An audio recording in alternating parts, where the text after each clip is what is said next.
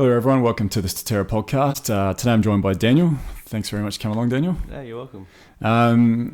This episode we're going to look at ceremony, and for me it was, I guess it sort of came to me in the ceremony, the meditation ceremony we had with your group, Daniel, Perth meditation on, what night was it?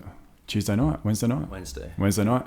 And really sort of struck me during that and what occurred to me during that ceremony, just the importance of ceremony and the importance of that ritual with a circle of people. And I just find it a really interesting topic. Ceremony for me maybe was really just something I had to do in order to achieve something. Mm-hmm. It was like, it's like having to jump into the car to get to the shops that's if you're lazy. But yeah, it was always like a means to an end.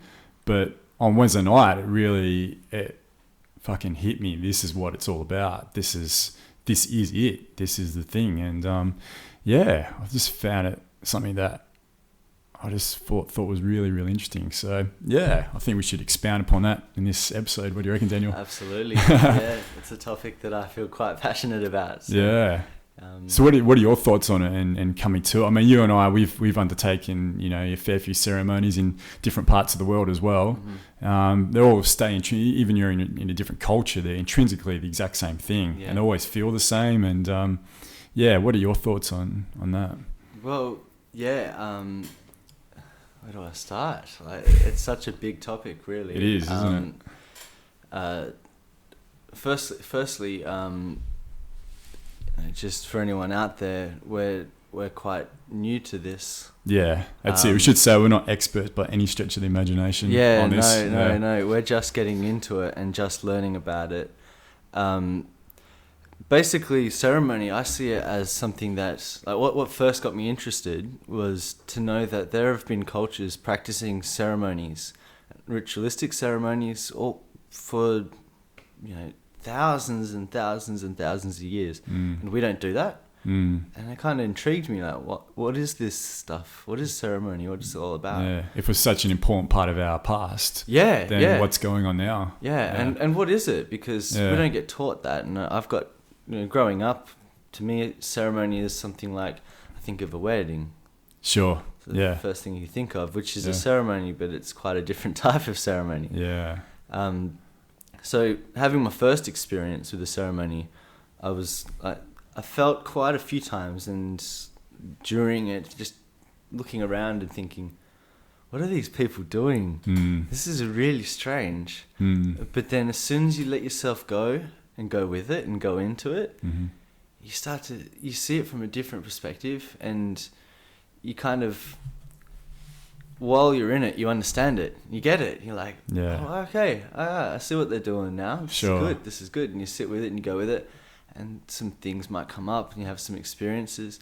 And then it took a few more ceremonies for me to really start to get the importance of it. And then to actually try to lead one and experiment with actually being in control and, creating the ceremony, creating that space.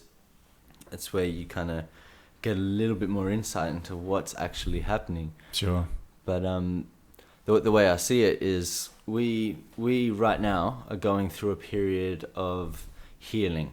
So we're healing a lot of problems from the past, a lot of problems that are inherent inside us through our social programming, through parental programming. Yeah, through our entire family lineage, really. That's what I've come to discover over the last few weeks. Yeah, most of it comes from our family. Yeah, definitely. And you can really see that. If you look carefully at yourself, you can see what traits and behaviours and reactions you get from your dad, from your mum, and you can see where they get theirs from, because they've got the same thing. And you can definitely see the lineage of these mimetic behaviours. Yeah, sure.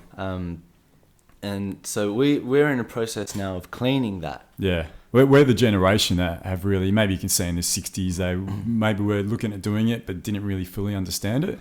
We're now the generation where we've all gone, whoa. It's time to actually get in there and do the work now. Yeah, this has got to happen. And it's really been facilitated by this mass ability to communicate and spread information. And, this is what's really going on. And we have these tools to be able to do this and bring them both together, that awareness and the tools that we're at our disposal now, and then work with both of those intrinsically. That's it. We've just been given that opportunity. We've just been lucky enough to be born during this time. Which is fascinating. If it's luck or not, I'm not sure. But Maybe not. Maybe it's the way it's meant to be. It just happened that way, and here we are. Yeah, definitely. Yeah, so our work right now is healing all of the past. And in doing this healing, the way that we heal this, I mean, we have all these spiritual practices. And there are lots of different types of spiritual practices. But basically, when you heal yourself, you want to get in there. You want to get into yourself, shine a light on whatever darkness or whatever it is down there. Let's call it darkness, because I like to think of it as darkness. Darkness is down there, and you got to go and experience it. And we have experienced it. You know, our ancestors have experienced a lot of darkness, and that's what's inside. Sure. So we need to just go down there now and just observe it, be with it, and then love it. Yeah. And then definitely turn that into a piece of light. Yeah. And then that's how we heal all the past. Sure. And that's how we learn from the experience. So when you have, and then can also help other people though through that as well. Absolutely. That's the best way to help other people. Yeah. If you avoid that, if you avoid going deep within and doing those things you mentioned, show it, just be aware of it, show it kindness, show it love. Yeah. If you avoid doing that and then try and help other people, I mean, it's going to help, definitely. You'll definitely still be able to help those people on a certain level, but how can you really help? How can you really help? Yeah, exactly. Yeah. You don't understand exactly what's going on. Yeah. So you do that within. It's hard, it's difficult, it's fuck, but then this immense love just comes out, this energy just comes out, and then it actually makes it a lot easier to help other people as well. You know exactly what you need to do for this person, you know what you need to do for that person. Actually, often you don't even need to know what to do to help that person. Just the act of healing it within yourself automatically kind of manifests outwards as well. Yeah, so sometimes it's as easy as just being around that person. Yeah. Than just being with that person and communicating. Yeah, and they pick up on that. They then can see that it's possible to break that, and then they make their own realizations and then eventually heal themselves of those things. Yeah. Yeah, it's fantastic. It's great. Sure. And it's like it's a key, really. It's like you've journeyed into the fucking deep abyss, and and you've found this key, and you're like, cool, or Excalibur's sword, or whatever it might be. You've done what seemingly you thought might be impossible, and it's the most difficult thing you've ever done. But now it's like, okay, now I feel it. Now I know what it's all about. But to get back to it, it's really, I think, ceremony. There's lots of different things that need to come together to be able to experience that. We're just going to, I guess, talk about more the ceremonial aspect of it today. But, there's things like meditation, exercise, eating right. It's this really, truly is a holistic thing that needs to come into it. Going back a step, going back to what we were just saying, when you have these darknesses within you and you go to experience them, what I was trying to get at is that we have already experienced it. And when you go into anything that you're doing in your life and you go and have an experience, you could go traveling, you go out, you have that experience, you do anything, it can be anything, right? You go out and you do your experience, but then what's an experience without learning from it? So then you have the next period after an experience where you sit with it. You sit with it, and it sort of unfolds within you, and then without you. So that process there is what ceremony is about. It's about allowing a space for somebody to go in and see this darkness, and realize it's already been experienced. Now let's learn from it. So you're like shining this light down into it. And ceremony is like, I'll go into in a minute about more details about what process of ceremony is, but really, if you look at it if you step back and look at it, it's about allowing a space for somebody to have a torch within their darkness, so they can then go down there without being afraid of exploring down there. Because they've got this collective around them. They've got this energy around them that's supporting them, even if they're not consciously aware of it. Subconsciously, on a subconscious level. It's known. Okay. And we're all there doing the same thing. Exactly. And we're all there, hopefully solid and right and showing love for everyone. Yeah. That's hopefully what you want from every individual. It doesn't always work out that way, but it's what you want to try and get. And that, just really gives that help and support to make it easier and more identifiable for that person to then go in and, okay, here's where I'm going to do the work. Yeah, that's it. Yeah. So, but I don't think, and it can start just from what you're looking at doing you can look at it as like a base starting point of meditation, and then you can get into different substances as well that help facilitate that. And that's what's happened around the world for thousands of years, where people would ingest things and the ceremony would be based on that substance and go from there. You really come to understand the higher you get as it gradually goes through to the highest point, which I'd regard as ayahuasca would be, is the top. How important ceremony is with those things. I think meditation's great. That's something that can be done individually as part of a group as well. But when it gets to ayahuasca, forget about it. If you're not in a ceremony, then forget about it. Well, practices like meditation, I see as almost a tool that you use within ceremony. So they are very similar to each other, because you're meditating while you're in ceremony as well. But meditation itself is more of a practice. It's a self-practice.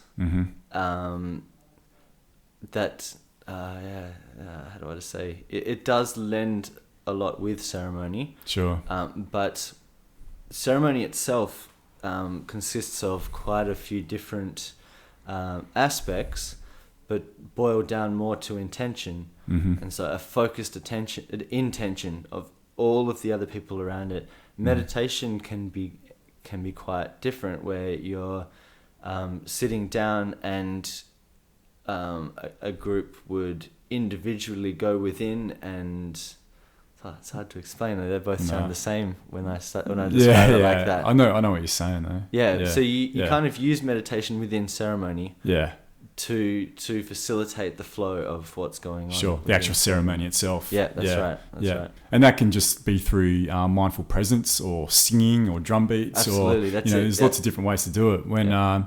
It's great to do both though. It's I think if you just had something that's all singing and all music, that would take it away from a little bit. Or if it was something that was just all meditation, when you combine the two together, and don't have to be an equal portion, you can have like 75% of the ceremony just silence and awareness and mindfulness. But then you have some music that goes with it, even interspersed. It just it changes the dynamic of the ceremony. It lets it evolve. And that's what you need in a ceremony too. I don't think you can have it as a constant. Or you can, but having it as like a wavelength, so it interrupts.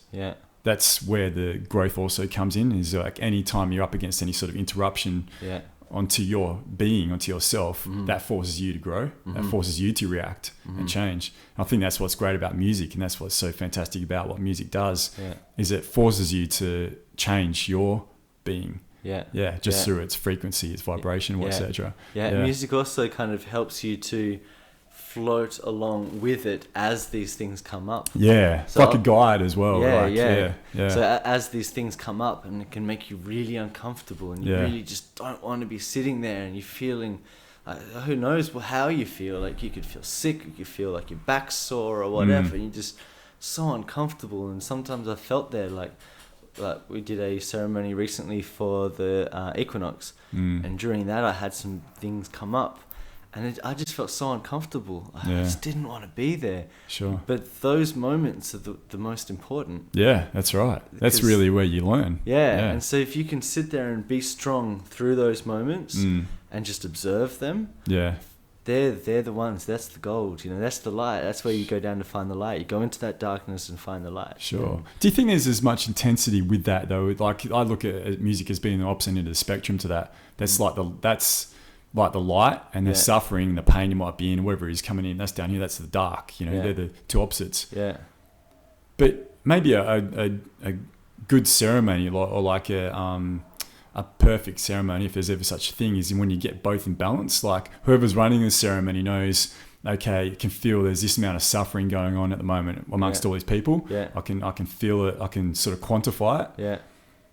I need to this music needs to be dictated in this direction to get that perfect equilibrium between the two. Well, I don't think of the music as light, the opposite of the darkness. It's more like the music is the tool to guide. So the light, I think, is actually when you go into the darkness and you can find the there's something down there, a little seed, the core. There's something in there that you will find, and when you find it, it's about switching that onto the light. Yeah. So actually, all the light, the source of the light, is down in there in the darkness, and the music is just allowing you to be grounded and have this connection with love or whatever it may be, and keep relaxed. So when you're down in the darkness, you're strong.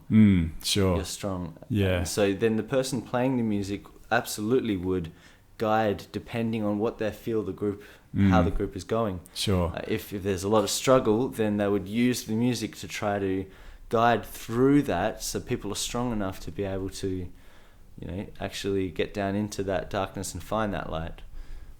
I definitely agree with you. I think I see it just a tad differently. I see it as it's like, it definitely is there to guide, but I see it, that's not the music that's so much guiding you. It's that bit in between. It's the force in between the suffering and the music. Whatever that energy is in between that, that's what you get into, and then that's what takes you. It's almost kind of like an emotional aspect, though. Like the person playing it will be pouring through into the music, and it's almost like an emotional transfer that is able to get in and maybe raise the vibration or manipulate the energy that's going. Right. I really think of music as a tool. Like it's more of a tool than anything. Yeah. If you look at some of the ceremonies we've done together, there's even one that uses binaural beats. And the whole point of that is to get you into a state of mind where you are in a meditative state. It's like helping you with your meditation. Sure. Music's always great a tool for that. Yeah. Fantastic tool for it. Actually, within ceremony, everything you do is actually a tool. Like the sacrament, if you're using a plant or a substance that gives you some kind of heightened state of awareness, that is itself also a tool. And I think of all of the tools within ceremony, all the things that you use, even smudging when you walk in. Can we go through a little bit about the process of ceremony? Definitely. Let's do it. Okay. Yeah. So you start off. We've got time? Got plenty of time. Okay. All the time in the world, mate. Good.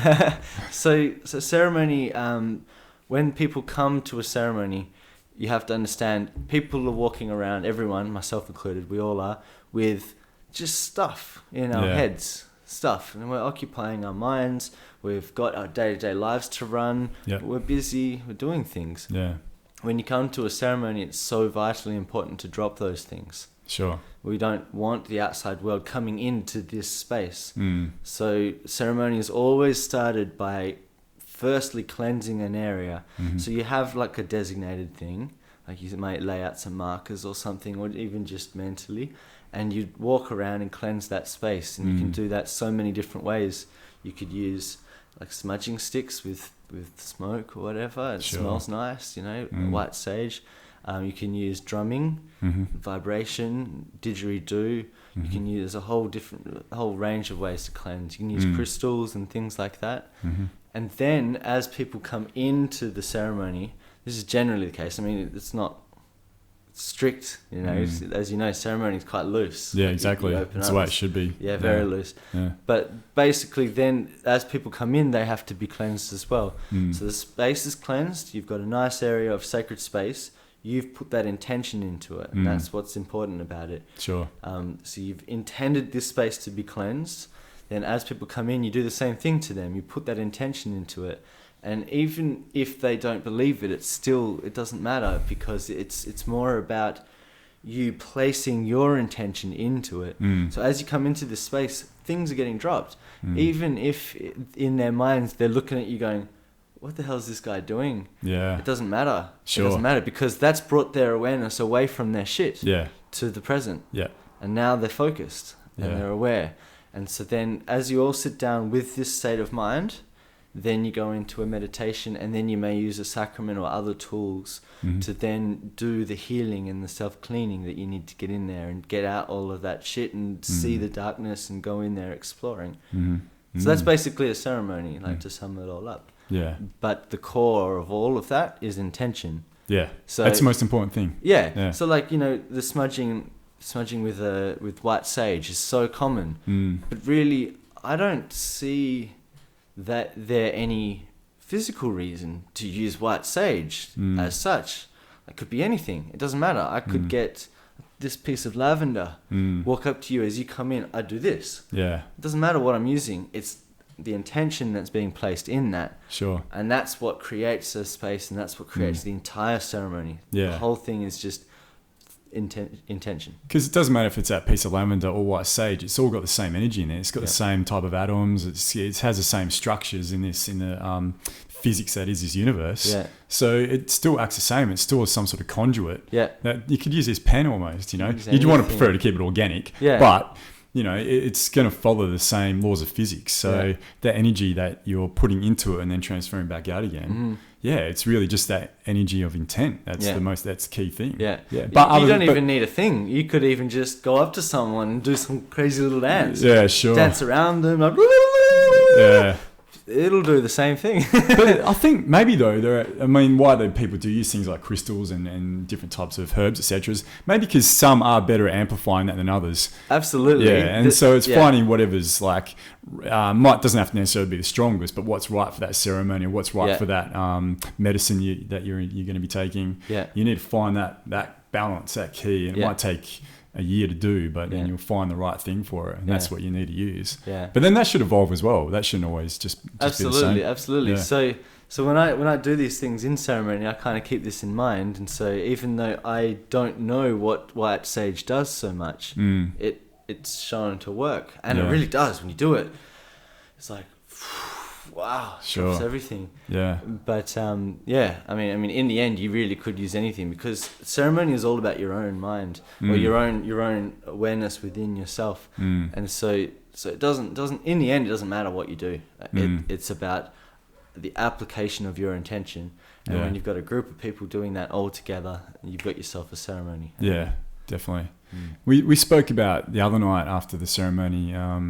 We're just up there in Kings Park, and we're talking about the difference between having a group meditation, a group ceremony where everyone's just seated, sort of scattered, but there's no real pattern to it. That compared to having it as a physical circle, so everyone in an oval shape, especially, or doesn't need to be a perfect circle, but something that's closed off, and how much of a difference that makes. Yeah. So what do you think is going on there, Daniel?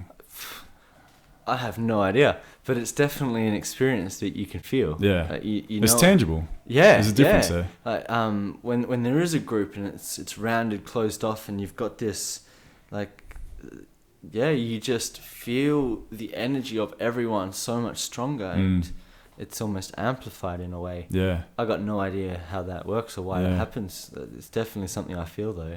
Maybe it is really. It's just because it is an amplification. I mean, your energy is directed generally out from here, out into what's sort of in front of you, and you've got, anywhere say between 5 and 50 people doing projecting into this center part. It's creating some sort of field in there as well. Yeah, in a way, it just sort of expands out and starts doing this and getting a little bit larger, and then you all become a part of that. But if you're just in a room, and it's in a rectangular room where everyone's sort of just facing the front, and I'm thinking Buddhist meditation, that's Islamic prayer, things like that, there's no structure to it. It's all about focusing on something else. And it's all directed forward, It's all directed forward, Same with like the Christian churches and things like that. Whatever religion, it's always forward and at an entity, at something separate to what they are, to who they are. It's to God, Allah, whatever it might be, Buddha, and all your attention really, or your praise, etc., is really going towards that thing. But when it's a ceremony, when you're in a circle, it's about the praise is going to yourself and to those around you as well. Yeah. And your energy is it's like an ozone layer, like your energy is only going to go as far as that line of people that are around you. It's not going to go anywhere out further than that. Yeah. And so that person then feeds on that, and that person feeds, and they project out. And it's like this massive crisscross of energy that comes in between there, which just makes it fucking kick-ass to be in. Yeah, absolutely it does. Yeah. One of the most powerful ceremonies I've been in was in a circle, and everyone was contributing with music. So everyone had a shaker or an instrument or something to make noise and to represent themselves within this energy circle. Yeah. And fuck, it was powerful. Like every now and then I'd get up and go to the toilet. Yeah. And you go off into that space and it's like cold and it's a different energy, and you go back to the circle and it's so warm and loving and powerful that I couldn't walk through the group to get back to my seats, even though other people were doing that. I felt like I couldn't, like it was just, there's a barrier of energy. I had to go round over to my seat, and then to re-enter I almost had to take a breath. Here we go. And re-enter. That's how powerful it is. It's quite distinct, isn't it? I know, especially with with ayahuasca and a ceremony like that, it's more intense, more full on. You go out of that circle if you need to go have a piss or have a shit or whatever it is. Mm-hmm. It's like you enter into another, like a third reality. It's not the normal reality we're used to. It's not the ceremonial reality. It's some other reality. You're still under the influence of this medicine, but you're somewhere else, and you sort of long for it. You're like, something's missing. That's home, Yeah. But then it's also pretty cool when you're in that, because it's just Absolutely, it comes to you on ayahuasca. It's quite an amazing thing, especially if you're having a shit in the jungle as well. It's quite interesting. And and then you come back into it, and it's like, oh, okay, I'm back home. You know, doesn't necessarily mean it's a good thing, because you could be in the pits of hell as well at that stage. And the fucking people spewing up around you, and people possessed and all kinds. But eyes rolling back. Eyes rolling back. They're fucking squirming on the floor. You're like, oh, what, did I want to come back here again? But when you're in that space, like you look around and you go, oh, it looks normal. Like, it's totally normal. That's definitely. Usually it is for me, but there was that one ceremony, probably the third ceremony, where we had the other shaman come in, and she just didn't set it up right, and I thought I was in a fucking mental institute. I thought I was in an insane asylum. If I didn't watch out, I was like, okay, this is going to be going on for 4 or 5 hours. I remember thinking to myself, I'm going to have to stay fucking strong here, otherwise I'm going to end up like one of them. I was like, I'm going to end up like one of these people. And what a test of will it was. What a good lesson. What a massive lesson. I learned so much. In my sharing the next day, I said I learned more about myself last night than I had of the 32 years of my life. Because it was like, the way I love cricket, the only way I can envision it is like you're coming in and you're like the lower order batsman, and you're up against the poms in the ashes, and this is a test. You need to draw and you have to bat for like 3 hours straight and not get out. That was me. I was like protecting my wickets for like 3 or 4 hours, to use an analogy, and it was hard work. It was like a war of attrition, and but fucking awesome experience. It was really, really great. But that just shows, you come back into it, and that's where the work is. But there is different realities that form around, depending on your physical and energetic reference to that circle, to what's going on, whether you're external from it or just not in your mind altogether. It definitely changes the reality. What you were just saying also really relates to what we were saying earlier about when you go into those hard times, that's where you learn the most. And often the lessons that you need to learn when we're doing this healing process, and the darker ones I'm finding anyway. I'm sure there are other methods that get rid of these ones early. I know Vipassana meditation is about that, getting down to the bottom and getting the big ones out first. Other methods are about coming down from the top down, taking the small ones out, chopping away, and you get down to the bottom ones. I'm kind of down at the deeper ones, the hardest ones. And it's just amazing how strongly they come out. And it can be very uncomfortable. Very uncomfortable. Definitely. But that's the way to the light, to the transcendence. Got to go through it. Got to go through it. We spoke about it last night, and the poem or the scribe of Dante's Hell. That's really great, just a great metaphor for what you actually need to do internally. Is go through your own eternal hell and out to the other side. Now, we were talking to someone who recommended not doing that as well. Because he ended up being quite affected from it. But Maybe Well, maybe it's not going straight through. Maybe it's not going straight through quickly. Maybe it's just chipping away at it. You know what I see taking that layers as? off that thing. That's a bit different. When you're actually going down there and playing with the devil, that's a little bit different because that is different. You Yeah, have yeah. your own little bits of darkness within you, Yeah. and you go down there and you find that experience and you love it and Yeah. you bring it into light. Sure. But that's something different. That's where you're actually going down consciously into a dark space. Yeah, with no intention though either, really. Yeah, well, especially if you've got no with or without, intention. but yeah, absolutely. If you don't have an intention, you can get lost down there. An intention of love, like you said, or healing or something. If your pure intention is just to go down Just go there and experience because what it. the fuck, then it can end up being a recipe for disaster. Yeah. But I don't know if I would ever want to play with that, but I can see the value in doing that. I mean, you can go down into a dark space. But if your original intention, I guess, it's all what it's all about. You have to make sure you're strong with your intention, so that you know you're going down there to experience it, and you know you're going to bring yourself back out of it. That's the whole point. You're going down there to see if you can bring yourself back out of it. Really, you know. Yeah, sure. Because that's the ultimate test, isn't it? Yeah. I guess that's kind of what the shamans do, really. You know, when they go out, when they do, some of the shamans, they don't like to be called shamans, the doctors, the grandfathers of the jungle, they would often do a dieta where they would go, one of the guys I lived with, he was away for, I think he did it for a year, so he has no contact with other humans, he sits out in the jungle. Basically, he's like stripping back himself, like he's ripping everything apart and rebuilding from scratch again. So he's going deep down, and that in a way is also going down into the darkness. Like he's diving down to the bottom, coming all the way back up again. So he knows how to get all the way back again. Yeah, so he's a powerful person. Sure, by doing that. Yeah. I think you're right. I agree with that. I mean, I'm thinking of, especially Ron in Peru, who we had. He gets tormented.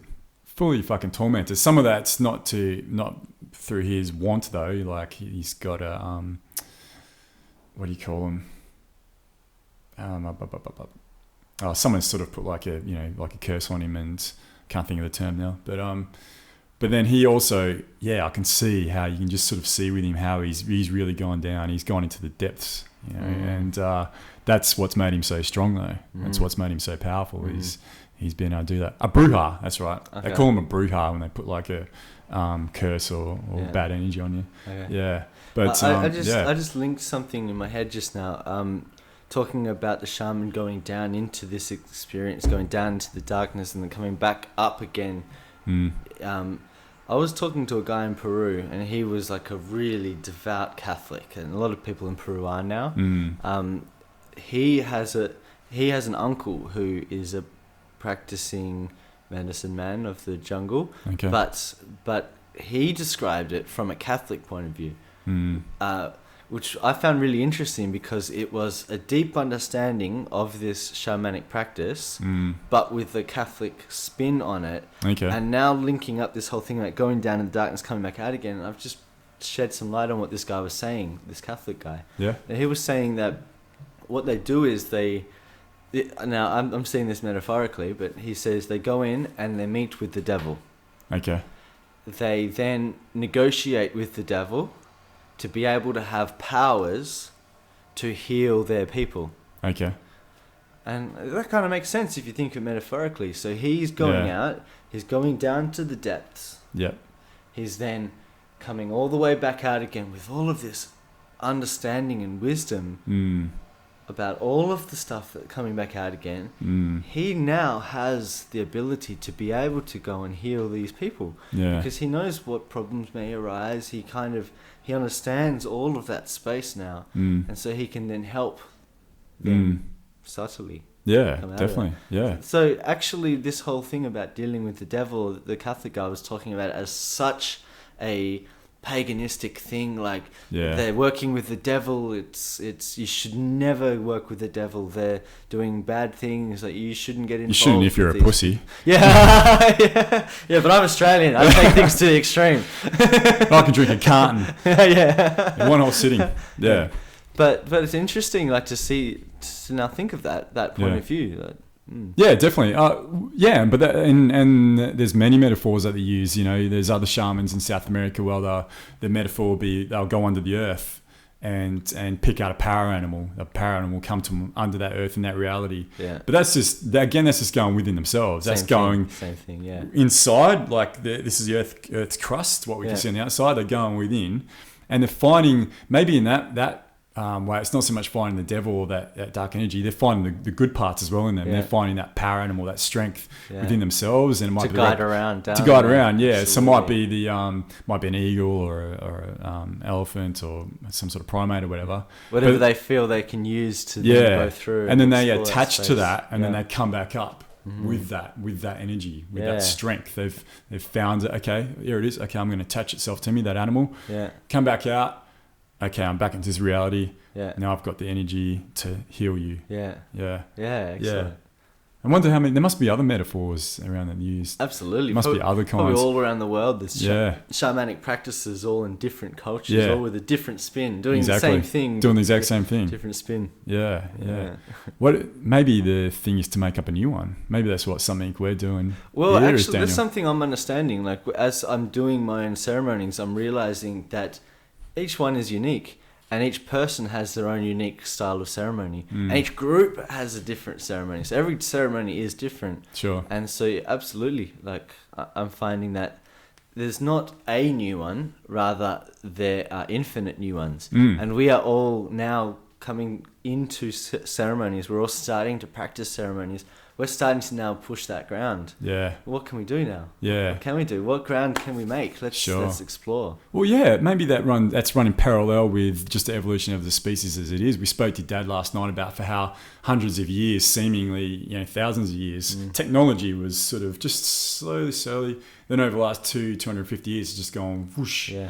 And maybe our spirit, not maybe, I really truly believe our spiritual evolution is going to follow that same, it's parallel, it runs because of it. Yeah. And because of each other, they run parallel together. Well, and so we're not more infinite, an exponential amount of things are going to become open to us, ways of doing a ceremony, ways of healing, as this increase in the material world increases complexion, especially through technology, so will our spiritual practice as well. Yeah.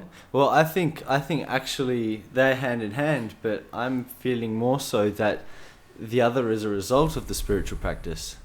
Like I think us coming in touch with our spiritual side, because deep inside we are really, if you look at the aspects of being a human being, we have a material existence. So we survive in whatever circumstances come up. We create villages, communities, towns, cities, whatever, civilization. Whatever we're creating, we're living that. And in the last podcast with my father that you were speaking with my dad, he talked about this mimetic evolution.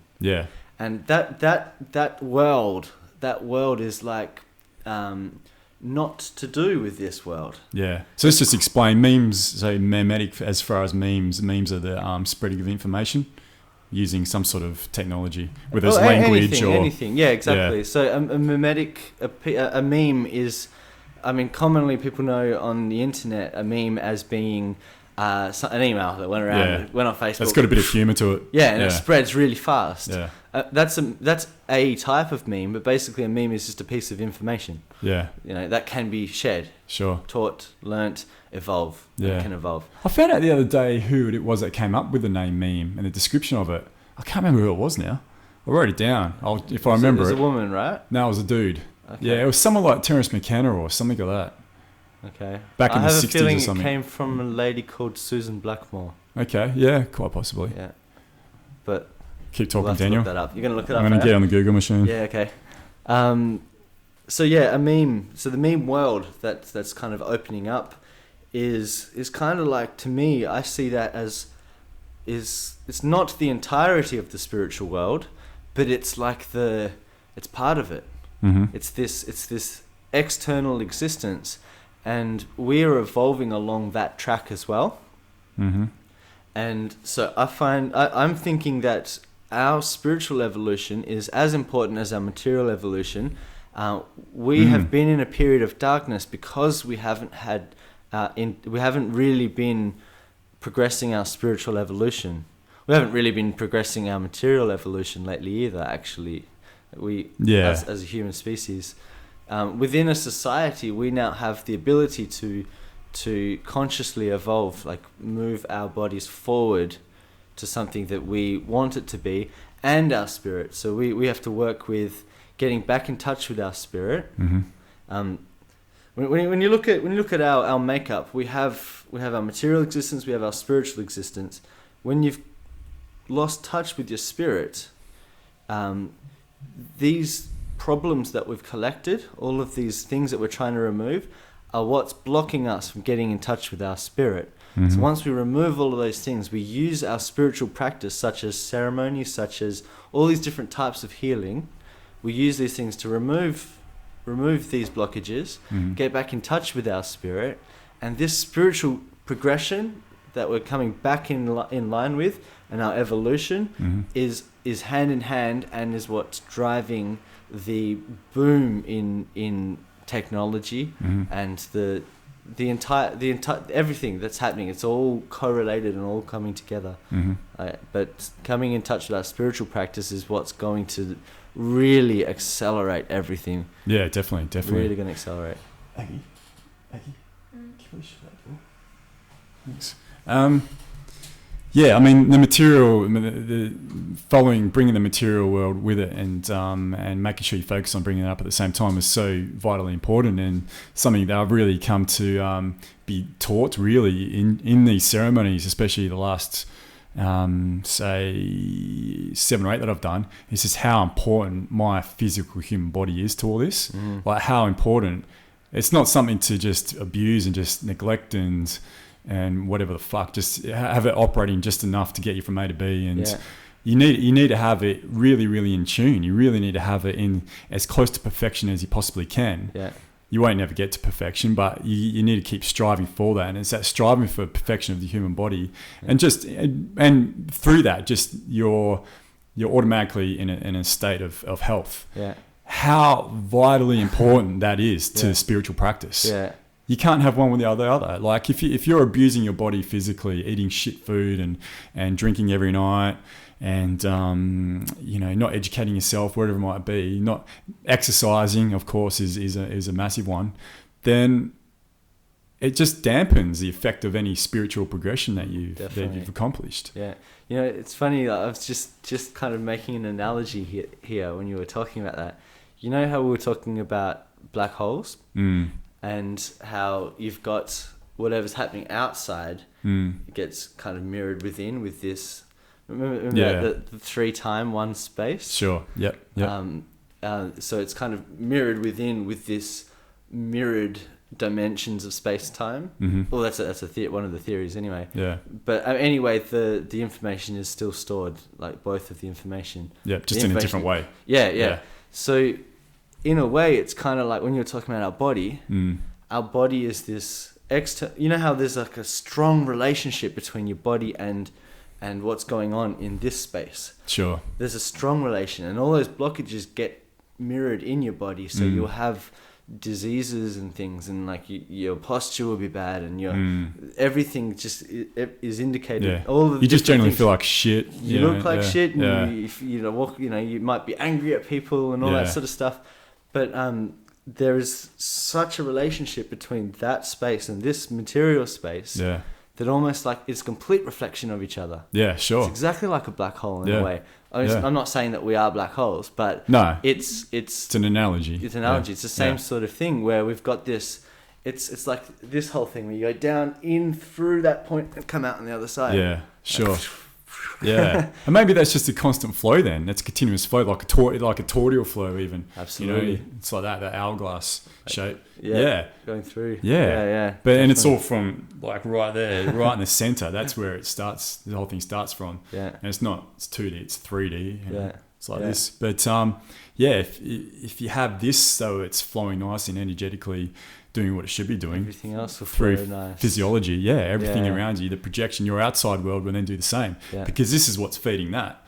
This energy that I'm, and this intention that I'm putting out into my universe, which is mine and mine only, is this energy is affecting that universe. It's affecting what I'm seeing, you know. Yeah. It's the difference between me walking down the street, someone doing something and me being really angry at them about it, or the exact same occurrence, they do something I don't like or don't feel like they should be doing, but I might show compassion or show love for that person instead, you know. So then take the viewpoint that, let's say you're someone who hasn't really cleaned up that flow. Your body's sick, your mind's sick, and things are sick. So that flow that's going on around is not quite nice, and it's not steady. And then along comes someone else, who also is a bit sick, not with a nice flow. Then you're gonna have like reactions. You're gonna react to each other. You're gonna all these blockages that are within you stopping that flow, and the blockages within them stopping their flow. They're going to interact as well. And that's where the reactions are happening. Yeah. It's that space in between the two, though. It's that space, you know, these different wavelengths or whatever they might be putting out. When they collide against each other, it's whatever's in that gap in between is what determines the experience both of them are going to have. Disharmonics. Yeah, exactly. But if you come into that, if your harmonics are the best way to put it. If your harmonics are at the same vibration, at the same level, there's going to be perfect harmony. Between the two, and so those spaces in between, which is really what it's all about, they're feeding back into you as part of that toroidal field. That's the experience you're going to have. Absolutely. There's this I read this really good book on this guy. He's a savant, and you know, he suffers from Asperger's and etc. But he's really, really good at arithmetic, and he can just add, times, subtract, divide any number, and it doesn't matter what number it is, but he sees that number as like a mountain range, more like I take it as like a sort of a wavelength or an energy. He sees it as an energy. So what happens with him? He'll think of a number, say 6,782, and it will be represented like that. And then the next number might be... For everyone out there, he drew something that sort of goes like this. I'll show you in a minute, And then the next one, he'll do it, and it'll be like 9,489. So like the next one goes like this instead of like this. Somewhere in there. Those two. Don't anyone read his private notes. They're private. That could go for millions on the internet. But it's that gap in between where the answer is. Okay. So it's the shape that is made in the center that gives him the answer. Wow. Yeah. Okay, so he's actually... so like it's not by combining these two sound waves combined over each other in a way that kind of make the harmonic rhythm of the next one. Yeah, exactly. So he's looking at that then. Yeah. Wow. Yeah. So, you know, because generally the way we do it, we meld the two fields together. Well, that's how we're taught. We're supposed to meld the two fields, whether like if it's say two numbers to get the finished product. Yeah. But he's looking at it as what that gap is. If you kept them just touching, I mean, they obviously have to touch, but keep them still independent. Oh, and what's in between that? But that makes perfect sense. Because if you think about it, if you get two waves, which are like... let's say an octave apart or a fifth, and they make a nice harmonic, they then produce another wave. And if it's a nice round number, there's no remainders. Like if it's not like 23 on something crazy, you know, like it's a nice number, like, you know, a round number. Yeah. You're going to have a nice smooth curve because those ones actually divide into each other really well. Yeah. And if you don't, it's going to be all like messed up and stuff. Yeah, exactly. And you're not coming into harmony with that person. I think it's a fairly broad range. It doesn't have, there's different harmonics that still match with others. Yeah. But it's finding that that harmonic key, you know. Yeah. So I mean, if there's two people walking along projecting that, it's that point, to me, the way I see it, it's that point in there. Yeah. That's the most important. Yeah. You know, we've touched on this before in a previous podcast, but it's like your music, the music that you're presenting is, you know, I think we have talked about it before. Yeah, we have, yeah. Well, then... You present some kind of music. Yeah. You think of that energy flow that we're just talking about as music. You can represent it as music, as waves and as sound. And then you come together with someone else who has a harmonic sound, you know, the same kind of notes and tones that work together and produce a nice harmony. Yeah. Then you produce nice music with those people. And definitely, and it's not just music, it's also architecture. Yeah. Because architecture follows, if it's done correctly, it follows rules and patterns. It will follow, like, the perfect harmony is the golden mean. Yeah. I know this off by heart, but for some reason it escapes me. 1.683 is the ratio. But, when buildings that follow a harmonic pattern, doesn't necessarily have to be the golden ratio, but it can be that with the harmonics that are based in there as well, within a musical scale, within the octaves. That does then resonate with everything, with its surrounds as well, whether it be a plant, an animal, a human being. And it does the exact same thing as music does. Yeah. It's the exact same fucking thing. Okay. It's just in a different form. So it'll create harmonic rhythms and patterns all around. Just its own physical structure. So things like there's a few different temples in Egypt whose names of them I can't escape me, but they were built with a purpose and they were built with an energetic field. Stonehenge and all that. Any structure that follows a design pattern, and especially a divine pattern is the most important thing. Like the harmonics within the flower of life or the golden ratio, whatever it might be. If they follow that pattern, they do put out a harmonic energy, and then that's something that people do feed off, even if they're not consciously aware of. They do become part of them. So it makes me wonder then also, like when people just slap fucking buildings together and spaces, whether it's on the ground or in a 3D on a Z-axis as well. Are they fucking something up? Are they fucking up their energetic fields around it? They most probably are. Or creating really weird ones. Just creating weird ones. They really do affect your state of being. Lots of disharmony. Lots of disharmony. But that's their things there. That's information we used to use all the time back thousands of years ago. Well, we haven't lost it, obviously. Well, it's coming back out it's again. Still there, and people do know about it, obviously, thanks to books like Drumvalos, and he really looks at and delves into it.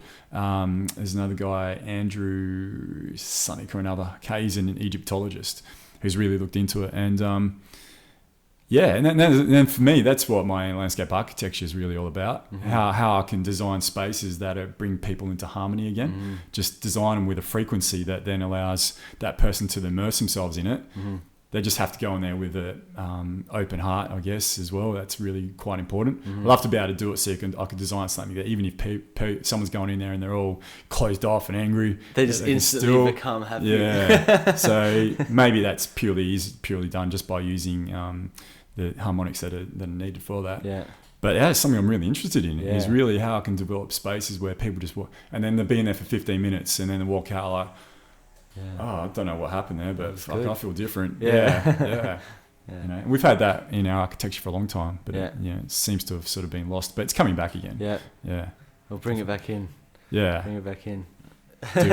very best. There's more and more designers who are onto that, who are switching onto that. So that's good. Well, earlier you mentioned using those kind of geometries also for a meditation or a ceremony. I love that idea. Sure. To also set up that kind of energy flow within a ceremony and have people sit around. So we spoke about the Vesica Pisces, which is the first two circles of creation. There was creation, and then there was the very next point after that.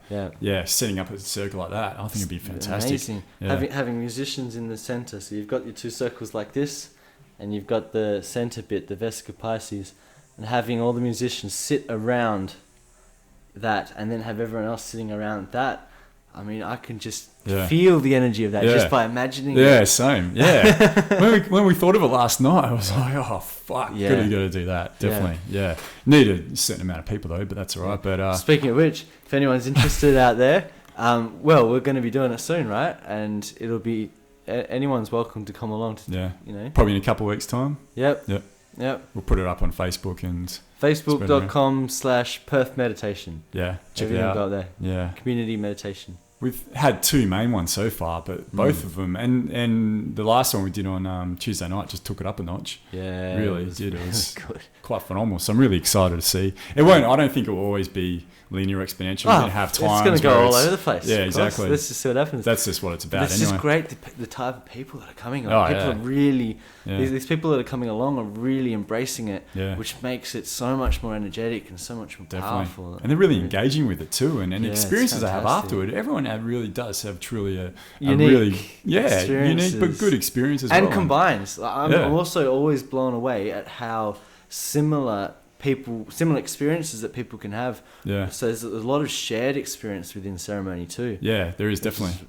Yeah. Well, we had that thing. It's a little bit stupid, and I can still say it might be a coincidence, but the raindrop, I had a and then we had this ceremony, and so I got right into it at one stage. I went through the pain, I went through the suffering. I was showing it love. And then I was like, okay, this is good. And just as I felt that, this raindrop came and to my left wrist, which whatever, like just. A raindrop could have landed anywhere. Just happened to land on my left wrist, so I put a bit of emphasis. Yeah, like no emphasis, importance to it. Yeah. Just because, whatever, And when I gave a sharing, then it turned out like 5-6 people had the exact same thing on their left wrist or their left hand at that same time. Yeah. I even had something like I had a bit of droplet on me, but it was like a really small kind of like I felt like a really small droplet. Okay. Like a splash. Yeah, right. Yeah. Interesting, yeah. Yeah. We all kind of felt it. Yeah. I didn't pay any attention to it at the time. It wasn't until afterwards, like when it was mentioned. Yeah. I remembered, no, I did too. I felt it. Yeah. Cool. It's weird, that sort of stuff that happens. Like, little things do happen like that. Very strange. Yeah, definitely. Well, what do you reckon, man? I think might wrap up it up there. Yeah. It's been probably a pretty long one, hey? How have we got time? Yeah, we've been... I haven't even hit an hour. Oh, cool, okay. No, I'm doing too bad. That was a nice short one for you guys. Yeah, all 3 or 4 of you are still watching this. Thank you very much. Yeah. We've got one audience over there at least. So at least one person's heard what we're saying. Give us a clap, Aggie. Yay! All right, we'll wrap up there, and I think we'll try and might not be the next one to do, but maybe a couple after that. Get yourself and your father on. That'd be fantastic. Together, I'd love to have a chat with my dad with you at the same time. Yeah, I'll be the mediator, maybe. I think I might just keep out. Sit each other on opposite sides of the table. Yeah, and you sit in the middle. I'm in the centre. And you can tell us to shut up at each time, like give us turns. Like, like Dan, that's enough. It's your dad's turn. What's it? Tony George. Jones. Tony Jones does Q&A. Oh yeah. I'll be like the Tony Jones of the Statera podcast. Yeah. Sounds good. Dad and I will have to put boxing gloves on. I'll be well back. Spar it out. No, we're just joking. And the loser has to die. Yeah, something like that. Yeah. Sacrifice to the gods. Sacrifice to the gods in ceremony. Sure. Yeah. And the person who wins has to make that kill too. Yeah. They have to make that kill. Actually, the person that wins should get sacrificed because it's a privilege. Is it? That's traditionally what it was like in the Maya and the Toltec and all of them. It was actually a privilege. So they used to have a game where they would bounce a ball off the walls and stuff. They couldn't use their hands; they can use like these parts of their body and stuff like that. Yeah. And the winning team actually got killed. Yeah, it was a privilege to do that. But when they did all those to the gods. Or killed like 30,000 people in 1 week or whatever. They were just slaves. They were people they'd grabbed from the forest. And I think those circumstances were extreme circumstances. It's like if you look at our civilization and say, look at what Hitler did. They all did that all the time. That's not the case. Sure. I think they just... no doubt. They just... Some twigged in one dude and he just went a bit nuts. Exactly. They were there for thousands of years doing this. There was just one or two or a few circumstances where that may have happened. Yeah. But then someone become a psychopath and just... I'm going to go kill a bunch of people. Yeah. Basically, I think it's like that one person will be killed. Yeah. And that person has...